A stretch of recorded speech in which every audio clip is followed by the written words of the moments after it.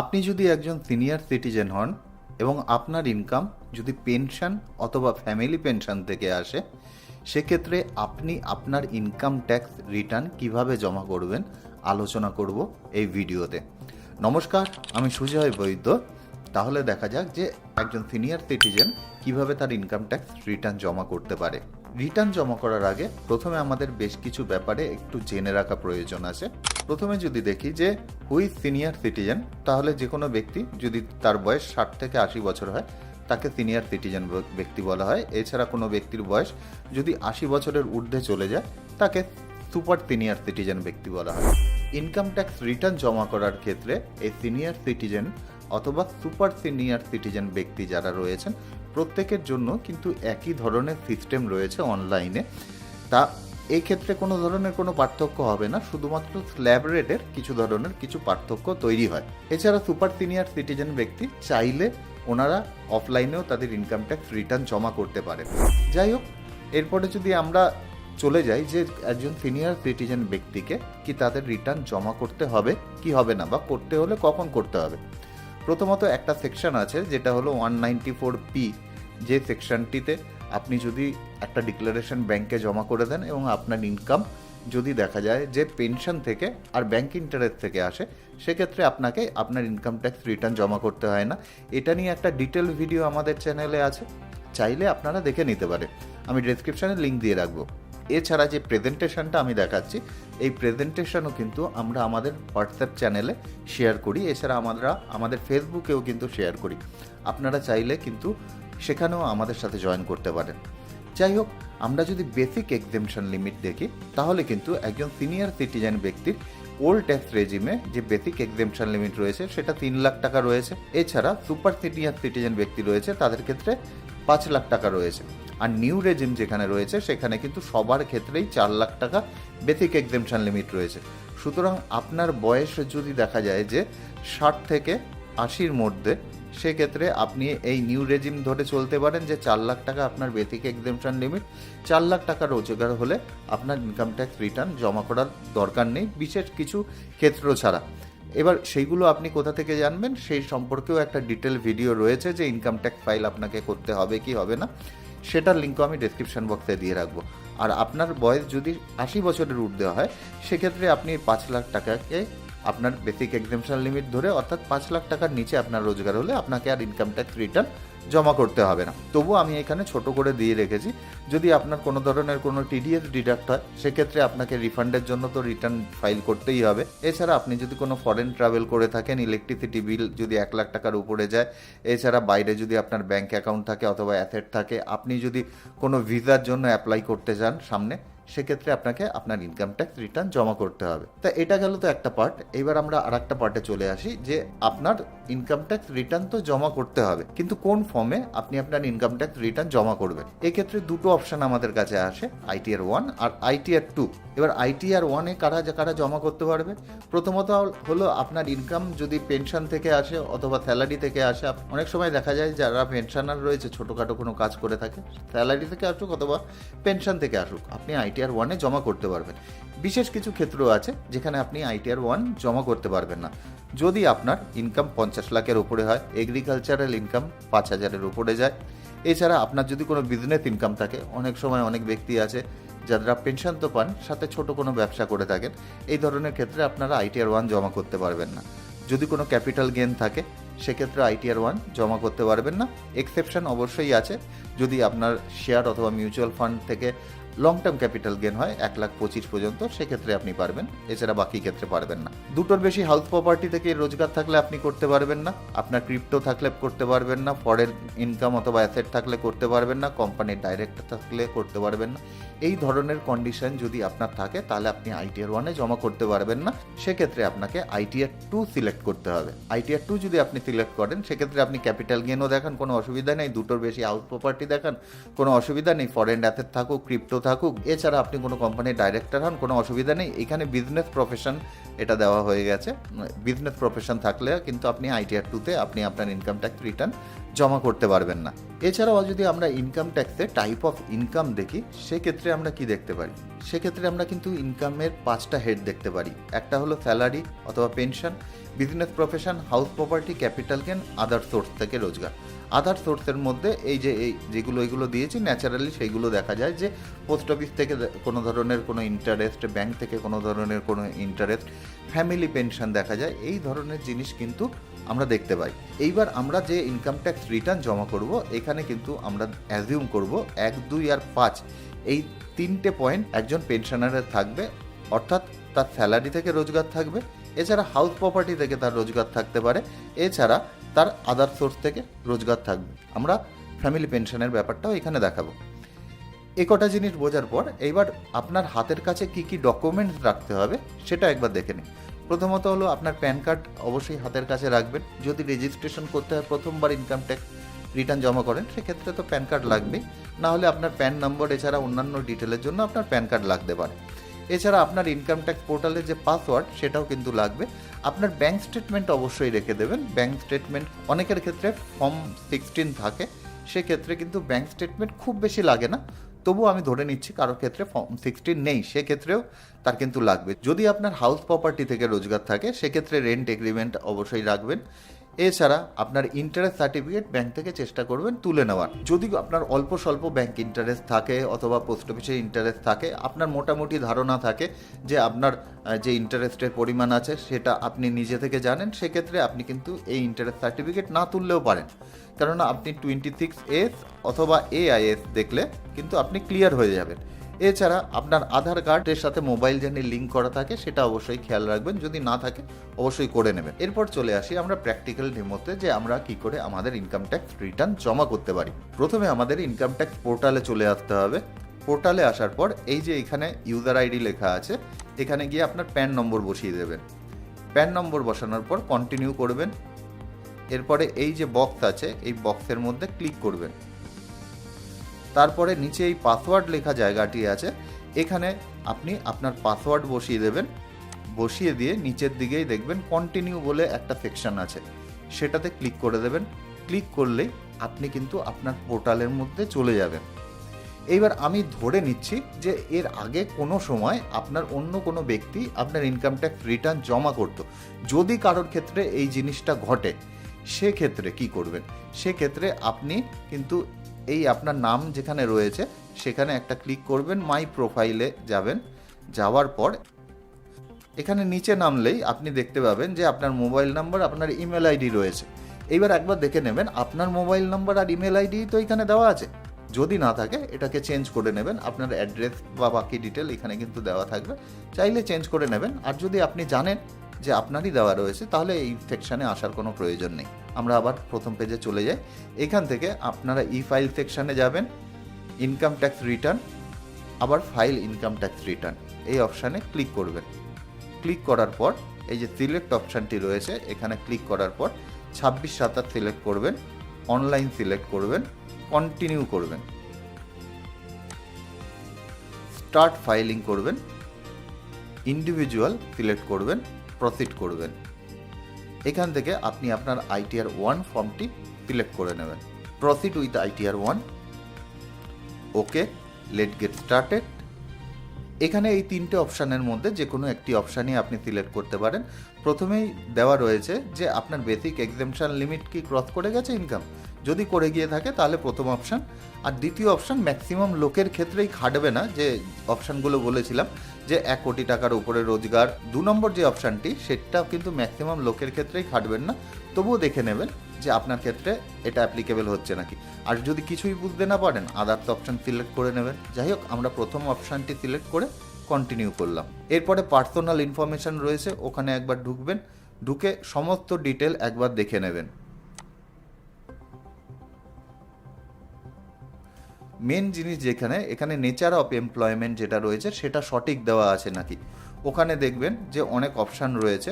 যদি কেউ সেন্ট্রাল গভর্নমেন্টের চাকরি করে তাহলে ওপরের অপশান, স্টেট গভর্নমেন্টের ক্ষেত্রে এটা, আর আপনাদের পেনশনারের ক্ষেত্রে CG পেনশনার অর্থাৎ সেন্ট্রাল গভর্নমেন্ট পেনশনার, আর SG পেনশনার মানে স্টেট গভর্নমেন্ট পেনশনার। আর নিচের দিকে আসলে PSU পেনশনার রয়েছে, এছাড়া আদার্স অপশান রয়েছে। আপনার ক্ষেত্রে যেটা সেটা সিলেক্ট করে নেবেন। করে 139(1) সিলেক্ট করবেন যদি আপনি ডিউ ডেট অর্থাৎ জুলাইয়ের মধ্যে আপনার ইনকাম ট্যাক্স রিটার্ন জমা করেন। এবার নিচের দিকে এসে দেখে নেবেন যে নিচের যে দুটো অপশান এখানে নো করা আছে নাকি। প্রথম অপশানটি রয়েছে যে আপনি আপনার নতুন ট্যাক্স রেজিম থেকে কি বেরিয়ে যেতে চান, ম্যাক্সিমাম লোকে চাইবেন না, নো। এছাড়া আপনার কোনো রিপ্রেজেন্টেটিভ অ্যাসেসে আছে নাকি, নো। এবার নিচের দিকে নামলে আপনার ব্যাঙ্ক অ্যাকাউন্ট ভ্যালিডেট করা আছে নাকি একবার দেখে নেবেন, দেখে যদি ভ্যালিডেট করা থাকে কনফার্ম করে দেবেন। এবার আপনার গ্রস টোটাল ইনকামের ঘরে চলে যাব। ইনকাম ফ্রম স্যালারি যে অপশানটি আছে, এখানে যে এডিট অপশান দেখতে পাচ্ছি ওখানে আমরা ক্লিক করব। ক্লিক করার পর আমাদের স্যালারি অথবা পেনশন যেটি আছে সেটিকে এখানে বসাতে হবে। এর জন্য আপনার ফর্ম 16 থাকলে ফর্ম 16এই আপনি আপনার যে টোটাল পেনশনের পরিমাণ সেটা পেয়ে যাবেন। যদি ফর্ম 16 না পান সেক্ষেত্রে আপনার ব্যাঙ্ক স্টেটমেন্ট খুলুন। ব্যাঙ্ক স্টেটমেন্ট খুলে এপ্রিল 2025 থেকে মার্চ 2026 পর্যন্ত যে পেনশনগুলো ঢুকেছে সেগুলো একটা খাতায় লিখে যোগ করে নিন। অনেকের ক্ষেত্রে একটা কনফিউশন তৈরি হয় যে মার্চের পেনশন আমি এপ্রিলে পেয়েছি, কোনটাকে আমি ধরবো। আমার পার্সোনালি মনে হয় যখন যে পেনশনটি ঢুকেছে সেই পেনশনটি তখনই ধরে নেওয়ার কিন্তু সুবিধাজনক। সুতরাং আপনি যদি এইভাবেই সারা জীবন আপনার ইনকাম ট্যাক্স রিটার্ন জমা করে থাকেন তাহলে আপনি কিন্তু যে মাসে আপনার পেনশন ঢুকেছে সেই মাসে ওটাকে একটা খাতায় লিখুন, 12 মাসের পেনশন টোটাল লিখুন, লিখে যোগ করে নিন।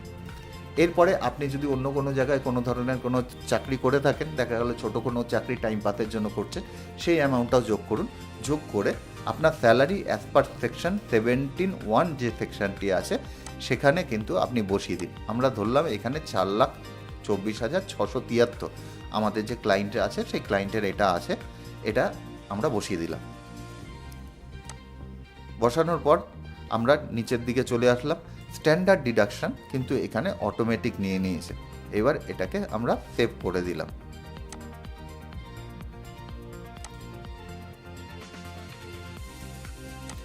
দু নম্বর হলো হাউস প্রপার্টি থেকে আপনার কোনো রোজগার থাকলে এবার এখানে ডিটেল ইনকাম অফ হাউস প্রপার্টিতে ক্লিক করবেন, অ্যাড অ্যানাদার করবেন।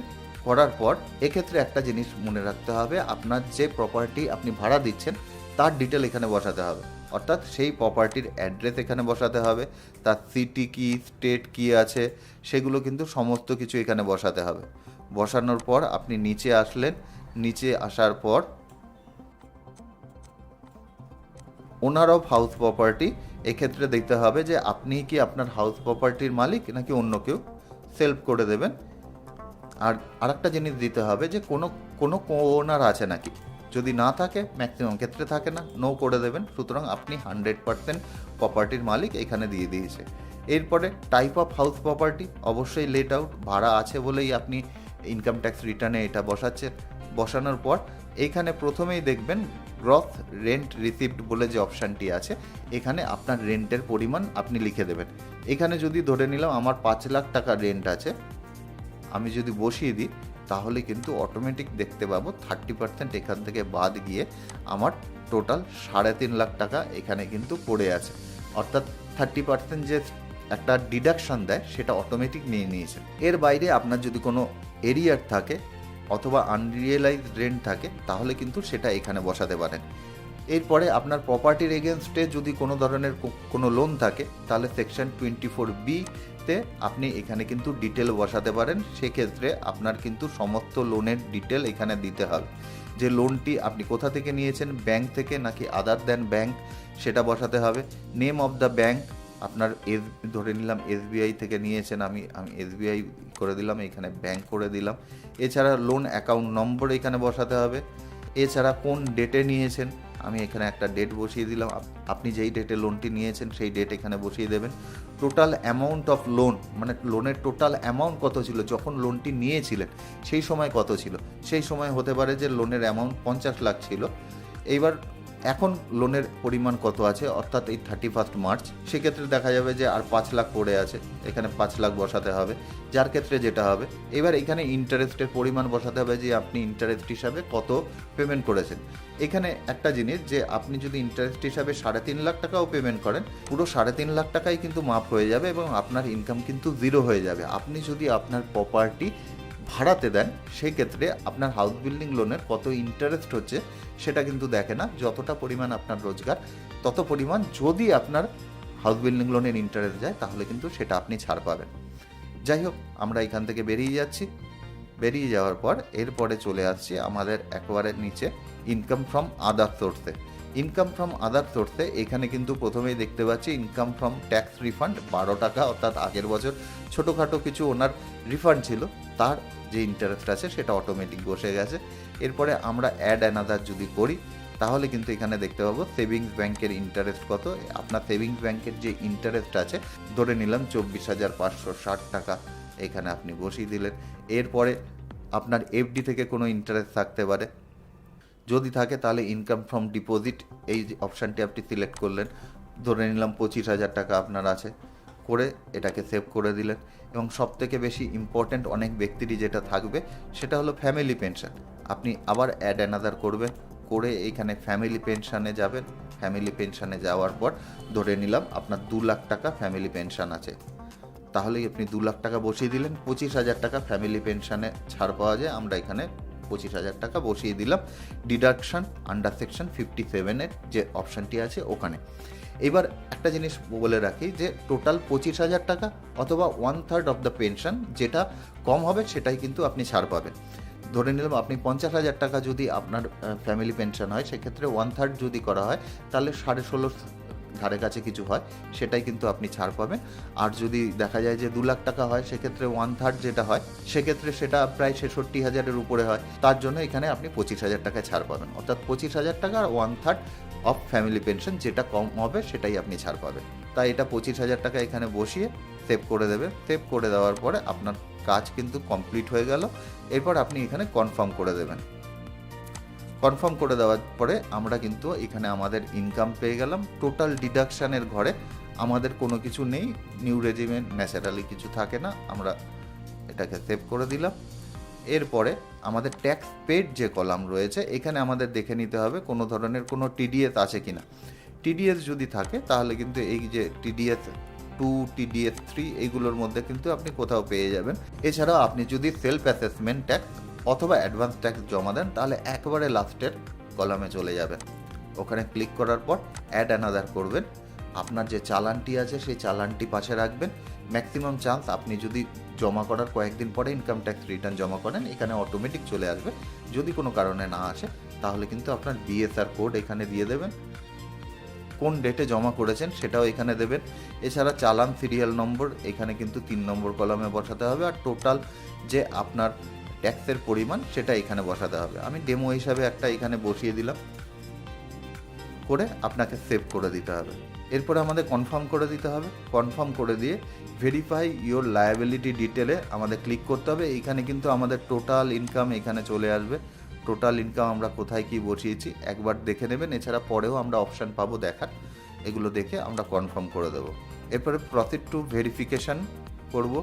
করার পর আমাদের কাছে আবার একটা পেজ আসবে, এইখান থেকে preview and submit your return. Preview and submit your return করার পর এই ওপরে এই যে টিক অপশানটি আছে ওখানে টিক দেবেন, করে আপনার যে প্লেস আছে সেই প্লেসটি এখানে লিখবেন। লেখার পর আপনি প্রসিড টু ভ্যালিডেশন করবেন। এখানে কিন্তু একটা এরর দেখাচ্ছে, অর্থাৎ সেকেন্ডারি অ্যাড্রেস কিন্তু আমাদের এখানে দিতে হবে। তা আমরা যদি এখানে ডবল ক্লিক করি তাহলে আমাদের কাছে আমি চলে যাব কোন জায়গায় আমার ডিসপুট আছে সেটা কিন্তু আমার এখানে চলে এসছে। এইখানে সেকেন্ডারি অ্যাড্রেসের এখানে আমাকে লিখতে হবে যে প্রাইমারি আর সেকেন্ডারি অ্যাড্রেস কি আমার একই আছে। আমরা ইয়েস করে দেব। ইয়েস করার পর আমি সেভ করে দেব, কনফার্ম করব। আবার পুরো যে প্রসেস আছে সেই প্রসেসগুলো কিন্তু আমাকে আবার করে যেতে হবে, অ্যামাউন্ট বসাতে হবে না, জাস্ট প্রতিটা ঘরে আমাকে ঢুকতে হবে আর কনফার্ম করে দিতে হবে।